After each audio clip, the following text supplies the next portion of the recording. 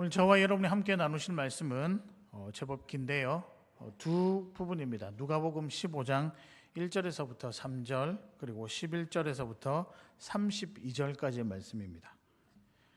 신약성경 121페이지고요. 필사성경으로는 대학부의 허은아 자매님께서 기록을 하셨습니다. 누가복음 15장 1절에서부터 3절, 11절에서부터 32절 우리 한 절씩 저와 여러분이 교독하고 마지막 절은 같이 읽도록 하겠습니다. 제가 먼저 읽겠습니다. 모든 세리와 죄인들이 말씀을 들으러 가까이 나오니 바리새인과 서기관들이 수군거려 이르되 이 사람이 죄인을 영접하고 음식을 같이 먹는다 하더라. 예수께서 그들에게 이 비유로 이르시되 또 이르시되 어떤 사람에게 두 아들이 있는데 그 둘째가 아버지에게 말하되 아버지여 재산 중에서 내게 돌아올 분깃을 내게 주소서 하는지라 아버지가 그 살림을 각각 나누어 주었더니 그 후 며칠이 안 되어 둘째 아들이 재물을 다 모아가지고 먼 나라에 가 거기서 허랑방탕하여 그 재산을 낭비하더니 다 없앤 후 그 나라에 크게 흉년이 들어 그가 비로소 궁핍한지라 가서 그 나라 백성 중 한 사람에게 붙여 사니 그가 그를 들로 보내어 돼지를 치게 하였는데 그가 돼지 먹는 지엄 열매로 배를 채우고자 하되 주는 자가 없는지라 이에 스스로 돌이켜 이르되 내 아버지에게는 양식이 풍족한 품꾼이 얼마나 많은가 나는 여기서 줄여 죽는구나. 내가 일어나 아버지께 가서 이르기를 아버지 내가 하늘과 아버지께 죄를 지었사오니 지금부터는 아버지의 아들이라 일컬음을 감당하지 못하겠나이다. 나를 품꾼의 하나로 보소서 하리라 하고 이에 일어나서 아버지께로 돌아가니라. 아직도 거리가 먼데 아버지가 그를 보고 측은히 여겨 달려가 목을 안고 입을 맞추니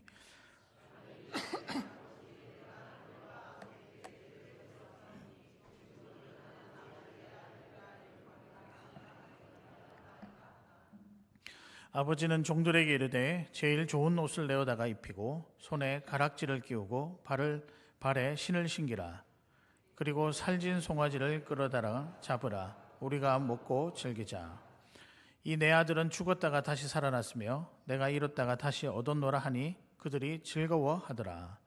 맏아들은 밭에 있다가 돌아와 집에 가까이 왔을 때 풍악과 춤추는 소리를 듣고 한 종을 불러 이 무슨 일인가 물은데 대답하되 당신의 동생이 돌아왔음에 당신의 아버지가 건강한 살진 송아지를 잡았나이다 하니 그가 노하여 들어가고자 하지 아니하거늘 아버지가 나와서 권한대 아버지께 대답하여 이르되 내가 여러 해 아버지를 섬겨 명을 어김이 없거늘 내게는 염소 새끼라도 주어 나와 내 벗으로 즐기게 하신 일이 없더니 아버지의 살림을 창녀들과 함께 삼켜버린 이 아들이 돌아오매 이를 위하여 살진 송아지를 잡으셨나이다. 아버지가 이르되 예 너는 항상 나와 함께 있으니 내 것이 다 내 것이로되 같이 읽겠습니다. 이 내 동생은 죽었다가 살아났으며 내가 잃었다가 얻었기로 우리가 즐거워하고 기뻐하는 것이 마땅하다 하니라. 아멘. 긴 본문 함께 읽어주셔서 감사를 드립니다. 혹시 볼펜 있으시면 그 9절에 동그라미를 한번 치시면 좋겠는데요. 2절과 3절입니다. 그리고 25절부터 쭉 32절까지를 한 묶음으로 이으시면 되는데 오늘 사실 11절부터 24절까지는 그냥 변방의 이야기고요. 제가 직접 오늘 본문을 말씀을 통해 드리고자 하는 메시지는 25절에서부터 32절까지 나와 있습니다. 잠시 설명을 드리면 3절에 예수께서 그들에게 이 비유로 이르시되라고 되어 있는데 이 그들이 누구일까요? 크게는 세리와 죄인들, 바리새인들과 서기관들이라고 되어 있지만 조금 좁혀서 말씀드리면 바리새인들과 서기관들입니다. 유대인들입니다. 그러면서 어떤 메시지를 전달하느냐? 그래서 오늘의 말씀입니다. 오늘의 말씀은 아버지 곁에서 길을 잃다입니다. 분명히 아버지 곁에 살아간 것 같지만 길을 잃은 사람들이 등장합니다. 그래서 다시 말씀드리면 오늘의 말씀은 아버지 곁에서 길을 잃다. 어쩌면 우리의 모습일지도 모른다는 사실이죠. 제가 부제를 한번 기록을 해보았는데 부제는 무엇이냐면 구원 안에서 길을 잃다. 분명히 우리가 구원받은 것 같은데 지금 삶의 여러 가지 형편들을 보면 길을 잃은 사람과 같이 살아가고 있지 않을까. 지난주 내도록 제가 설교 제목을 두고 고민을 했습니다. 처음에 제가 정한 설교 제목은 구원받은 나에게도 구원이 필요한가라고 했었는데요. 혹시나 성도님들에게 내가 받은 구원이 부족한가 이런 오해를 사게 될까 봐 제가 자칫 잘못 혼란스럽게 해드릴까 봐 고민을 하다가 이 제목으로 정했습니다. 아버지 곁에서 길을 잃다. 그러나 본질 제가 전달하고자 하는 내용은 같습니다. 우리가 믿음 생활을 하면서도 길을 잃어버렸을 때가 종종 있으시죠? 아닙니까? 구원받았음에도 불구하고 구원받지 않는 것처럼 느껴질 때가 있죠. 길을 잃어버려서 그렇습니다. 그때 우리는 어떻게 해야 할까요? 오늘 사실 제가 드리고자 하는 말씀의 내용은 이것입니다. 분명히 길을 잃었는데 또 분명히 구원받았는데 어떻게 내가 지금 길을 잃어버린 듯한 이 삶 속에서 어떻게 하면 다시 회복하며 예수님의 길, 제자의 길을 걸어갈 수 있을까? 그 고민 끝에 이 제목을 제가 정하게 되었습니다. 먼저 질문을 좀 드리려고 합니다. 우리 어른들께 먼저 묻습니다. 여러분 구원 받으셨습니까? 예, 감사합니다. 여기 지금 멘트에 아멘이라고 해야 그 다음 문장이 진행되게 되어 있는데 감사합니다. 자, 우리 그러면 다음 세대죠. 자녀들에게도 한번 질문하도록 하겠습니다. 여러분은 구원 받으셨나요? 예, 우리 자녀 세대가 굉장히 나이가 많은 것 같습니다. 예, 감사합니다. 우리 자녀들 한번 대답해 보실래요? 여러분들은 구원 받으셨나요?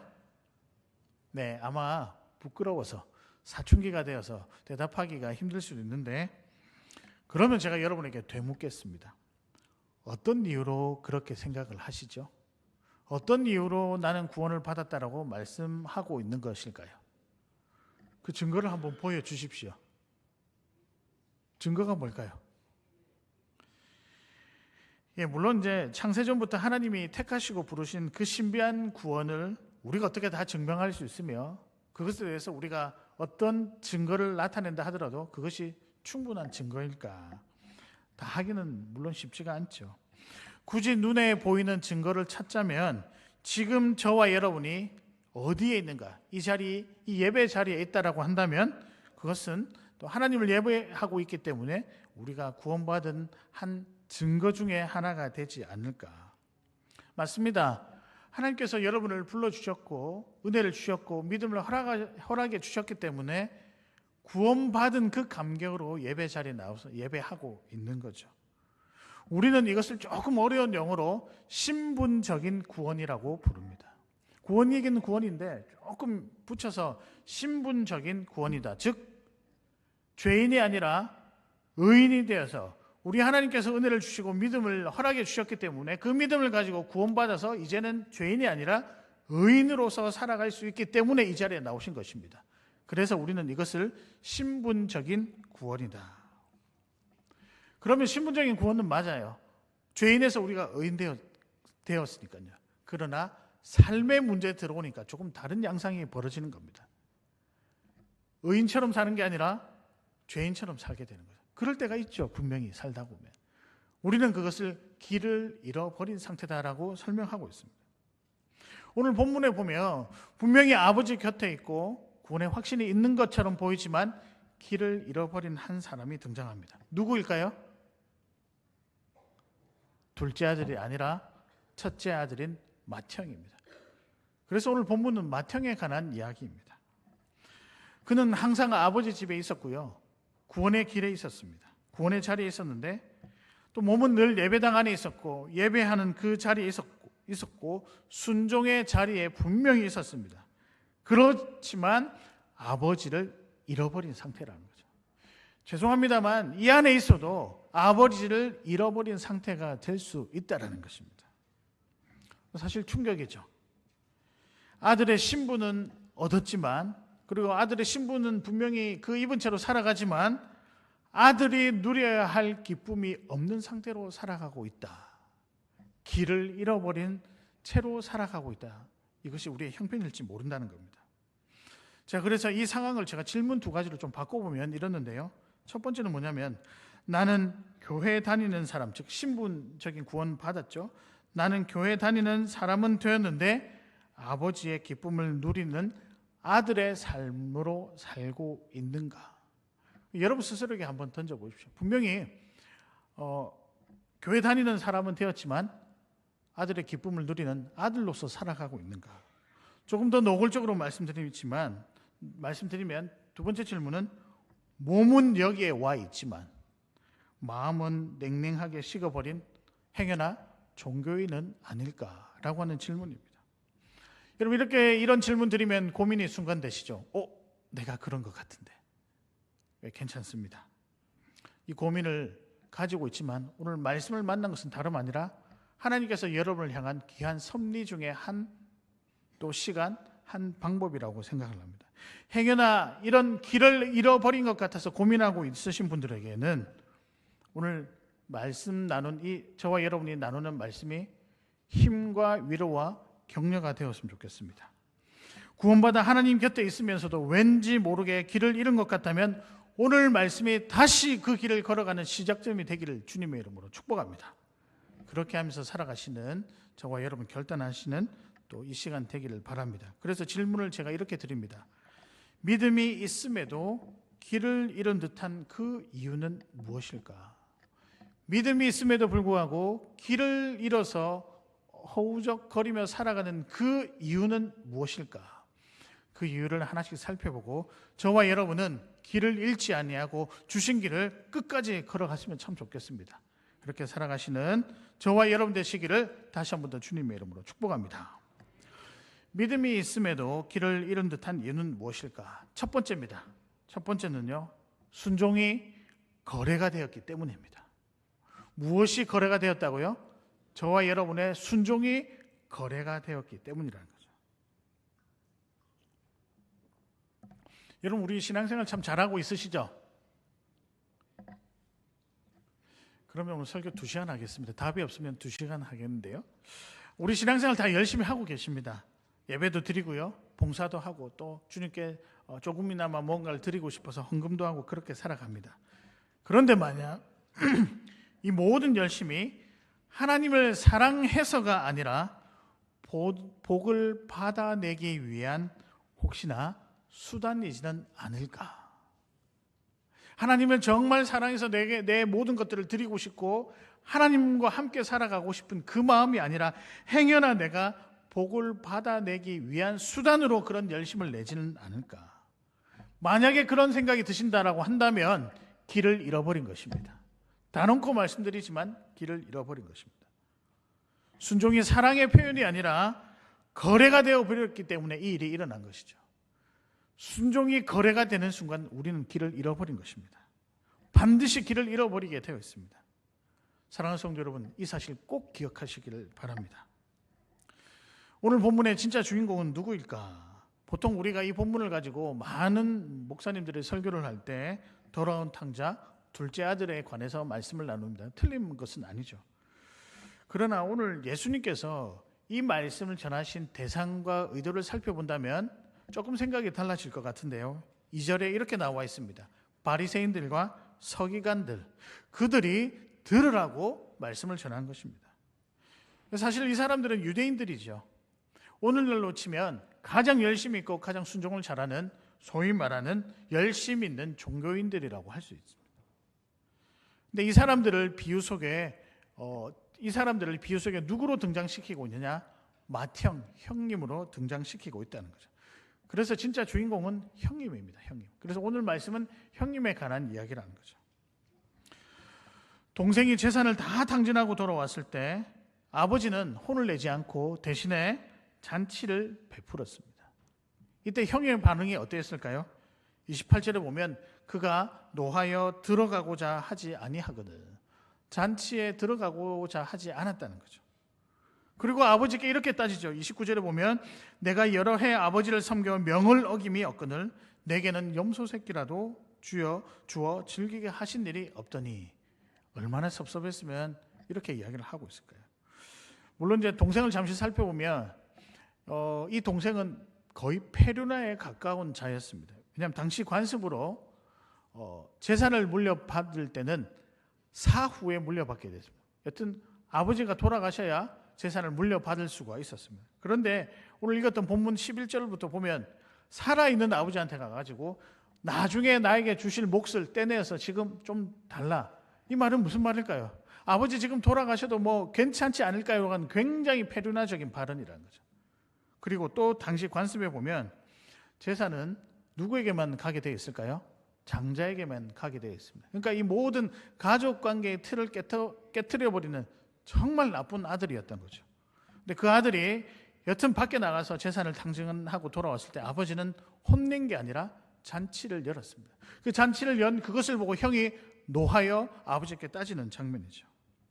저는 형의 이 말이 이렇게 들립니다. 아버지, 제가 뼈 빠지게 일한 대가가 고작 이겁니까? 아버지, 제가 뼈 빠지게 일한 대가가 고작 이겁니까? 동생은 놀다 왔고요.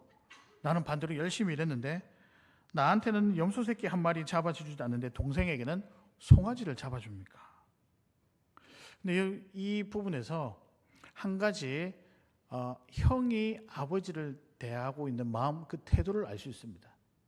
만약에 형이 아버지를 아버지로 대했다면 이런 말이 나오지 않아요. 아버지, 좀 그렇긴 한데 어떤 마음인지 제가 궁금합니다. 차라리 먼저 물어보았을 텐데 아버지한테 하는 이야기는 아버지로 대하는 것이 아니라 마치 고용주처럼, 일개 사장님처럼 내가 이만큼 일했으니 염소 새끼 한 마리라도 누리는 것 괜찮지 않겠습니까?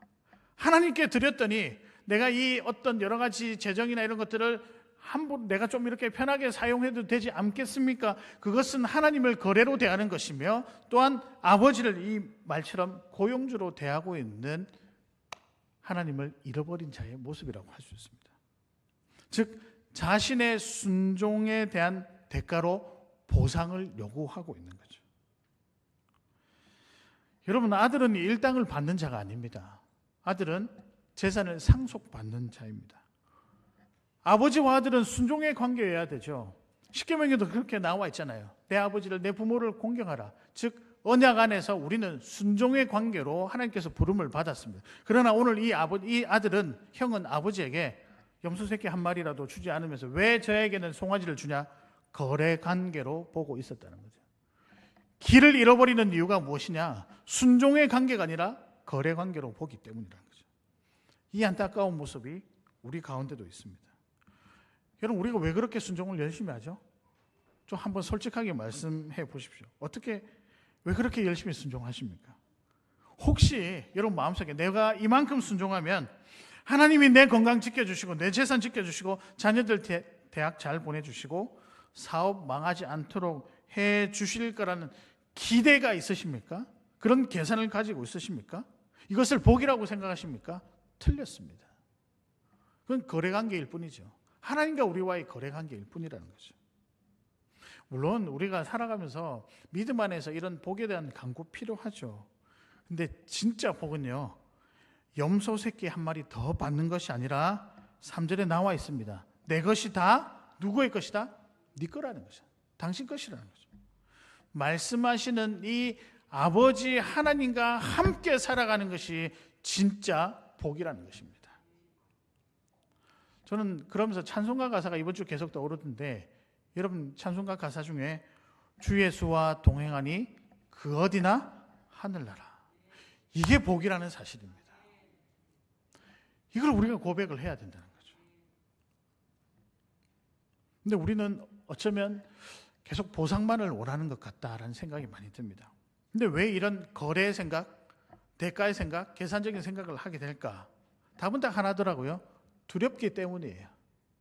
즉 내가 지금껏 바친 시간과 물질과 헌신이 나중에 보상받지 못하는 물거품, 보상받지 못하면 물거품이 될까 봐 두려워서 계속 하나님께 거래 관계를 요구한다는 겁니다. 두려움 때문이라는 거죠. 이 두려움을 어떻게 내 스스로 해소하지 못하니까 그냥 표출되어서 이것만큼 내가 기도하고 열심히 하고 교회 봉사했으니 복을 주십시오라고 거래 관계를 만들어 버리는 거죠. 그렇게 되면 길을 잃게 되어 있습니다.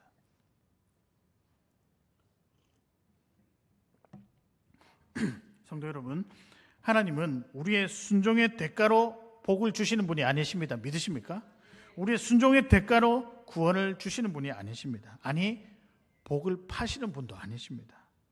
순종은 거래나 계산의 수단이 아니라 구원받은 자녀가 하나님 아버지를 사랑해서 누리는 자연스러운 기쁨입니다. 믿으십니까? 그런데 이 순종이 나의 거래가 될 때 길을 잃게 된다는 거죠. 아버지 집안에 있으면서도 영적으로 길을 잃어서 아무 영향력을 발휘할 수 없는 사람이 된다는 거죠. 여러분, 거기서 여러분 난리가 나는 겁니다. 거기서 힘듦이 찾아오고, 거기서 여러분 복잡해서 뭔가 기쁨이 없고 즐겁지 않은 삶이 생겨나는 거죠. 그러나 사랑하는 성도 여러분, 저와 여러분이 이 생각을 내려놓아야 됩니다. 순종은 기쁨입니다. 믿으십니까? 거래가 되면 길을 잃을 수 있다는 것. 이것을 꼭 기억하시고 이제부터라도 하나님께서 우리에게 주시고자 하는, 또 우리에게 요구하신 그 일에 대해 감사하며 순종하며, 특별히 여러분의 삶도 순종하는 마음으로 살아가셔서 예수의 길을 온전하게 걸어가시는 저와 여러분 되시기를 주님의 이름으로 축복합니다. 아멘. 믿음이 있음에도 불구하고 길을 잃은 이유는 무엇인가? 그런 느낌을 받는 이유는 무엇인가? 두 번째입니다. 나의 자랑이 감사를 잊어버리게 하기 때문입니다.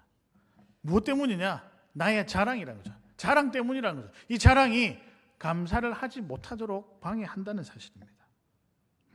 사랑하는 성도 여러분, 우리가 하나님 앞에서 내가 이만큼 했습니다, 내가 교회를 위해서 이만큼 헌신했습니다, 자랑하는 순간 가장 먼저 사라지는 것이 무엇인지 아십니까? 감사라는 거예요. 그러니까 자랑하지 마시길 바랍니다. 이제껏 내가 열심히 섬겼고, 알고 있어요. 그 주님이 다 아시거든요. 근데 여러분, 우리가 주님께서 받은 은혜에 비하면 그건 자랑할 것도 안 되는 거예요. 감사가 사라지면 그 자리에 뭐가 들어온지 아십니까? 비교와 원망이 들어옵니다. 그것이 바로 길을 잃어버린 자의 모습이 아닐까. 사랑하는 성도 여러분, 저와 여러분은 길을 잃지 말았으면 좋겠습니다. 끝까지 자랑이 아니라 겸손하게 감사하며 살아가는 저와 여러분 되시기를 주님의 이름으로 축복합니다. 맏아들이 밭에서 열심히 일하고 돌아왔죠. 집안에서는 잔치풍악 소리가 납니다. 저 같아도 그 소리 들으면 열받을 것 같아요. 재산을 탕진한 동생이 돌아왔다고 아버지가 살찐 송아지를 잡았죠. 형의 반응, 말씀드렸지만 화를 내고 잔치에 들어가지 않았다. 형의 입장이 충분히 이해가 됩니다. 저라면 난리쳤을, 그보다 더 했을 것 같아요. 아니, 나는 죽도록 고생만 했는데 저 나쁜 동생이 오자마자 잔치라니. 인간적으로 억울하죠. 억울 안 하십니까? 아니, 여러분, 제가 질문 드리는 거라니까요. 억울하시죠? 감사합니다. 이게 솔직한 우리 모습 아니겠습니까? 근데 여러분, 그때요, 우리 억울함 내려놓고 시선과 입장을 조금만 바꿔보자고요. 아버지의 마음과 아버지의 시선에서 지금 일어난 일을 한번 바라보자는 것입니다. 그러면 혹시나 조금 이해하지는 않을까. 다 이해하지는 못해도 죽은 줄 알았던 아들이 다시 돌아왔다. 이 아버지 입장에서는 얼마나 기쁜 일이죠. 손에 넣어도 너무나도 넣어도 뭐라 할까요? 귀한 자녀인데 얼마나 기쁠까요? 만약에 이 아버지의 마음을 아는 형이라면 이렇게 반응하는 것이 맞지 않을까? 내 동생 돌아왔구나. 함께 웃고 함께 울며 기뻐할 수 있지 않을까? 당연하죠. 가족이니까 당연하지 않겠습니까? 근데 아니, 동생이 밉다. 이거 한번 그 입장에서도 생각해 봅시다. 동생이 밉다 하더라도 그 아버지에게 시선을 돌리니 저 아버지가 저렇게 좋아하시니 내가 그냥 욱 오르는 이 말과 마음들을 조금 내려놓고 겉으로라도 기쁩니다, 참 잘 돌아왔네라고 해줄 수 있지는 않을까. 할 수 있을 것 같아요. 그 아버지의 기쁨과 그 아버지의 눈빛을 보면 충분히 할 수 있을 것 같습니다. 그런데 형은 오늘 어떻게 하죠? 동생의 기쁨, 아버지를 향한 또 아버지의 그 기쁨 전혀 보이지 않는다는 거죠. 오직 딱 하나만 보였습니다. 29절에 보면 내가 여러 해 아버지를 섬겨 명을 어김이 없거늘. 자기가 한 것만 보이는 거예요. 자기 눈에는 자기 수고, 나의 노력, 그 다음에 나의 순종, 그것만 보이고 그것만 생각나고 그것만 가득 차 보인 거예요.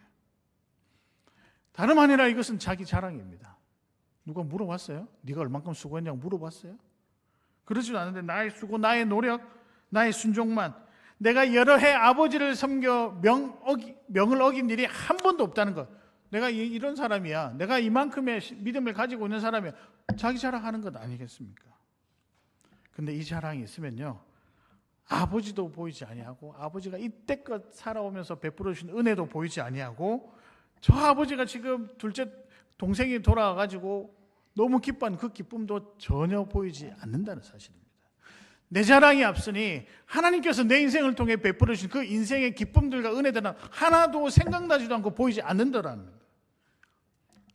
얼마나 이게 비참할까요?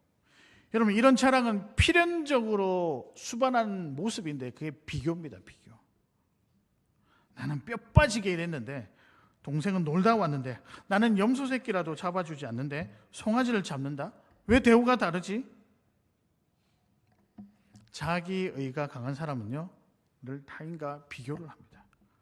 그리고 자신이 기대한 만큼 인정받지 못하면 원망과 비난을 쏟아내고 있는 거죠. 그러니까 여러분, 오늘 형은 동생을 비난하는 게 아니라 누구를 비난하고 있다고요? 해서는 안 되는 아버지를 비난하고 있다는 사실입니다. 열심도 있었고 믿음은 있었지만 구원의 감격과 구원의 기쁨을 잃어버린 신앙인, 소위 말하는 성도라고 할 수 없는 그냥 형식적인 종교인에 불과하다. 그렇게 전락해 버린다는 사실입니다. 근데 예수님은 오늘 이 말씀을 누구에게 전달하고 있을까요? 바리새인들과 서기관들, 즉 유대인들입니다. 그들의 특징은 자기 자랑으로 말미암아 구원받을 수 있다라고 했죠. 그래, 하루에 시간을 정해서 5번 기도했고 금식하고 구제했습니다. 뭐 집에서 하면 좀 나을 것 같은데 왜 그 동네 어귀에 있는 시장에 나가지고 나 기도한다, 좀 쪽팔리지 않을까? 민망하지 않을까? 그런 생각이 들거든요. 근데 그들 마음속에는 아랑곳하지 아니하고 나는 이만큼 했으니 구원받을 자격이 있다. 이 정도 하면 구원받겠다라고 생각한 것이죠. 큰일 날 일이죠. 자기 자랑과 교만이 자리 잡고 있는 모습이에요. 여러분, 감히 구원을 우리가 어떻게 우리의 형편과 우리의 조건에 따라 받을 수 있겠습니까? 하나님께서 창세전에 예비하신 그 계획과 그 인도에 따라 구원받는 것이죠. 근데 문제는 이 교만과 이 자랑이 값없이 주시는 하나님의 은혜를 보이지 않게 하고 밀어낸다는 사실입니다. 여러분, 때로는 우리 삶 가운데 자기 자랑하는 사람 잘 보십시오. 자기 공로를 드러내고 싶어하는 사람에게는 주변에 사람이 없습니다. 은혜가 없습니다. 왜냐하면 불편하게 하거든요. 하나님도 때로는 멀어진 것 같은 느낌이 많이 든다는 것이죠. 아니, 내가 잘나서 구원받았다고 생각하는 사람에게 하나님의 은혜가 무슨 소용이 있겠습니까?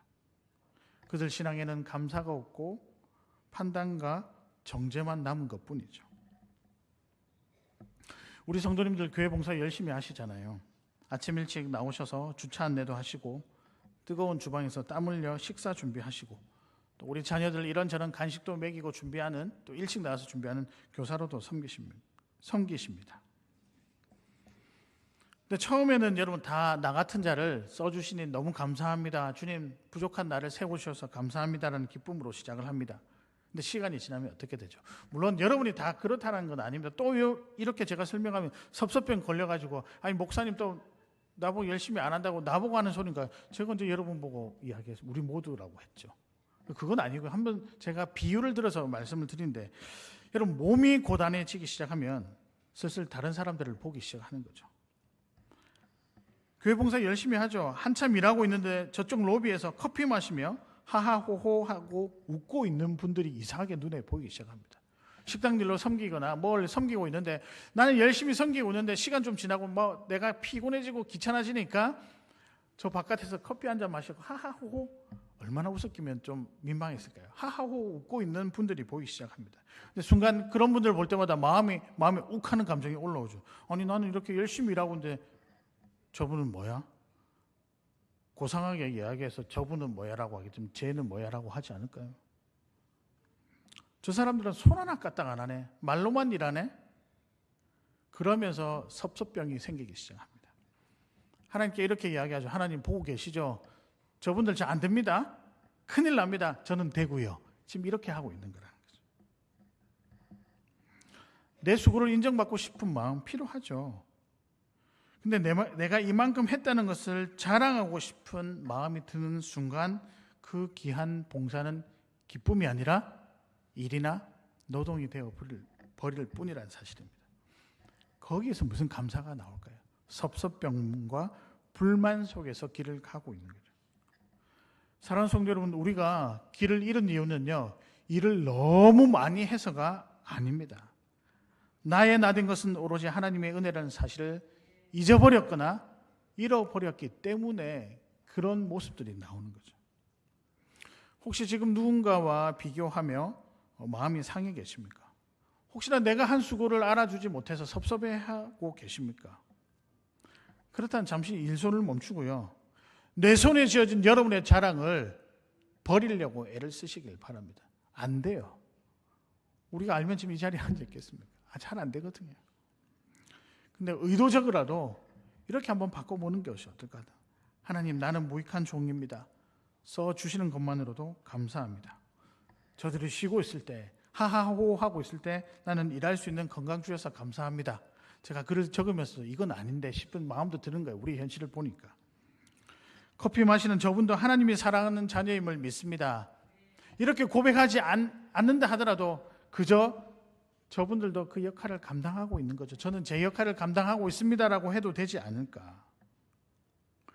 나의 자랑을 내려놓고 그 빈자리를 다시 은혜로 채울 때 잃어버렸던 감사가 회복이 되고 비로소 아버지의 기쁨이 내 기쁨이 될 줄로 믿습니다. 이게 성도의 길을 회복하는 것이고 예수님의 길이죠. 그럴 때 많잖아요. 솔직하게 우리 봉사 열심히 하시는 분들에게 섭섭병이 생겨나지, 봉사 열심히 하지 않으시는 분은 잘 모르실 수도 있겠지만, 근데 여러분, 자랑입니다. 말씀드리면 누가 나를 좀 인정해달라, 하나님이 다 알고 계시는 그것만으로도 충분하다고 한다면 그게 주님이 원하시는 믿음의 삶이 아닌가. 물론 이제 우리가 잘하신 분에 대해서 칭찬도 하고 격려도 해야 되지만, 우리가 그 칭찬과 격려를 감사함으로 받고 더 열심히 일하시면 되고, 그 칭찬과 격려를 나는 이만큼 받았으니까 너희는 뭐 할래? 이렇게 하는 순간 아무것도 아니라는 거죠. 이런 마음들, 나의 자랑이 길을 잃게 만든다는 거예요. 구원받은 자가 누려야 될 그 길을, 온전한 기쁨을 방해할 수도 있다는 것을 여러분 꼭 기억하시길 바랍니다. 우리 사랑하는 창원교회 성도님들은 자랑이 아니라 감사로, 그 입의 고백이 늘 감사로 기억되어 다른 사람들에게 기쁨을 주고 선한 영향력을 끼치는 그런 성도들로 살아가시는 저와 여러분 되시기를 주님의 이름으로 축복합니다. 아멘. 마지막입니다. 마지막은 길을 잃은 이유가 아니라 여러분들에게 드리는 권면이자 위로이자 격려입니다. 마지막은요, 아버지 곁에 있는 것을 최고의 영광으로 여기십시오라고 하는 메시지입니다. 그러니까 하나님과 함께 사는 것이 나의 기쁨이요, 나의 감사요, 나의 만족의 최고의 영광이다. 이렇게 기억하시고 고백하시고 살아나가시라는 거죠. 사랑하는 성도 여러분, 화가 나서 씩씩거리는 마다들에게 아버지가 던진 말은 꾸중이 아니었습니다. 31절에 보면 너는 항상 나와 함께 있으니 내 것이 내 것이다. 너의 것이다. 위로죠, 위로. 하나님은 혼내신 분이 아니고 위로하신 분이셨습니다. 참 멋지고 감동적인 아버지의 답변이죠. 그 아들은 고작 염소 새끼 한 마리밖에 못 받았다라고 했는데 아버지는 나의 전부가 내 것이다. 이야, 참 멋있다. 그런 생각이 많이 듭니다. 그러나 이게 아버지께서 원하시는 거예요. 하나님 아버지는 우리에게 뭘 원하시냐면 내 곁에 있는 것만으로도 충분하다는 거죠. 사랑하는 성도 여러분, 때론 내가 가진 것이 없고 내가 누리는 것이 없다 하더라도 하나님 아버지 한 분이면 충분하십니까? 이 고백이 우리에게 있어야죠. 내 노후를 생각하며 앞길이 막막하지만 그래도 그 순간에도 하나님 아버지 한 분이면 충분하다라고 고백하실 수 있겠습니까? 지금 잘 못해도 마음으로 계속 도전하며 하나님 한 분만으로 만족하신 저와 여러분 되시기를 바랍니다. 믿음의 길을 잃지 않는 비결은 무엇이며 구원의 감격을 유지하는 방법은 무엇일까? 무언가를 더 받아내는 것이 아니라 이미 아버지 곁에 내가 있다는 사실을 깨닫는 것입니다. 그러니까 복이 여러분 눈에 보이지 않아도 주 예수와 동행하니 그 어디나 하늘나라에. 제가 볼 때는 이게 복에 대한 모든 내용을 한마디로 압축한 내용이라고 생각합니다. 주 예수와 동행하니 그 어디나 하늘나라. 고난 가운데 있어도 주 예수와 동행하니 그 어디나 하늘나라. 이게 복이 아니고 무엇이겠습니까? 아버지 곁에 있는 것이 우리의 최고의 영광입니다. 구원은 우리의 노력으로 보상받는 것이 아니죠. 본문 말씀 그대로 아버지 곁에 있을 때 누리는 것입니다. 그런데 맏아들은 몸은 아버지에게 가 있었지만 마음은 제사장에게 가 있었죠. 그러니까 이 아들은요, 아버지를 사랑한 것이 아니라 아버지의 것을 사랑한 것입니다. 아버지를 사랑한 것과 아버지의 것을 사랑한 것은 다르죠.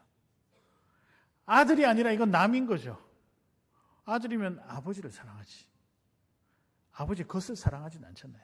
남이니까 그 사람이 저 아버지가 가진 재산에만 관심이 있는 겁니다. 여러분, 아버지를 아는 것과 아버지와 함께 사는 것은 하늘과 땅 차이입니다. 예를 들어서 제가 축구선수 손흥민 씨를 안다라고 가정을 해봅시다. 여러분, 손흥민 씨 다 알고 계시죠? 모르십니까? 우리나라에 유명한 축구선수가 있습니다. 근데 저는 그가 어느 팀에 있고 몇 골을 넣은지, 골을 넣은 그 횟수까지 다 알고 있습니다. 아, 이 정도 넣었구나. 그렇다라고 해서 제가 손흥민 선수에게 전화해서 흥민아, 밥 한번 먹자라고 할 수 있을까요? 없을까요? 아이고, 그렇게만 되면 가문의 영광이죠. 너무 좋겠습니다. 근데 그렇게 할 수가 없죠. 왜냐하면 저는 그를 지식으로 알 뿐 관계로 알지 못하고 있을 뿐이죠. 맏형이 그렇다는 거죠. 아버지를 그냥 지식으로 알고 있지만 그 아버지를 나의 모든 것으로 알고는 관계적인 것으로 알고 있지 못하다는 사실입니다. 그러다 보니까요, 여러분, 계산을 해야 되니까 잔치에 들어갈 명분이 없는 거예요. 잔치에 들어갈 수도 없고 그냥 화가만 나는 거예요. 왜냐하면 제대로 된 보상을 받지 못했으니까. 혹시나 저와 여러분은 하나님을 지식적으로 알고 있을 뿐이십니까? 아니면 관계 속에서 그 하나님과 동행하며 누리고 계십니까?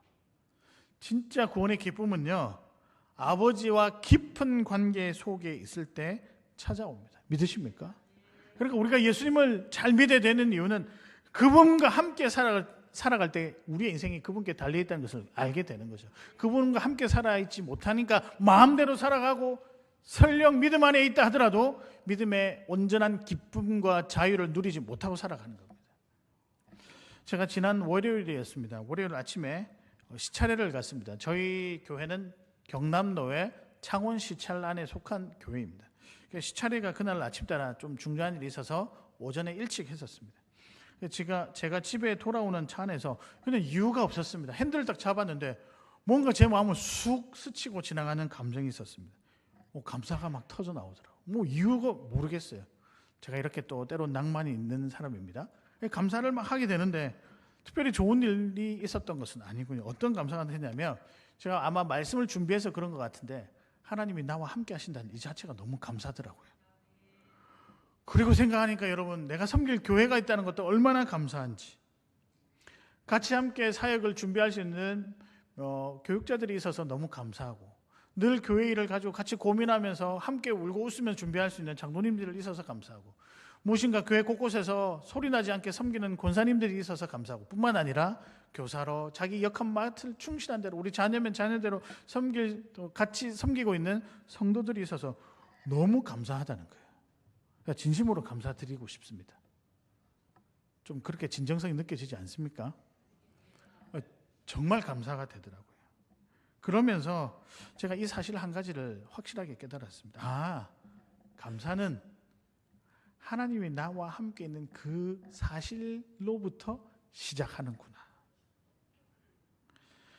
하나님이 내 곁에 계시는 것, 이것만으로 내 인생은 이미 잔치구나라는 생각이 들었습니다.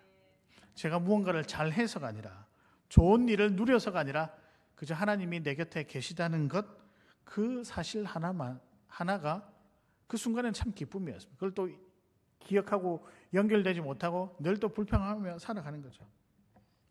사랑하는 성도 여러분, 사는 게 바빠서 이 기쁨을 잠시 잊으셨을 수도 있습니다.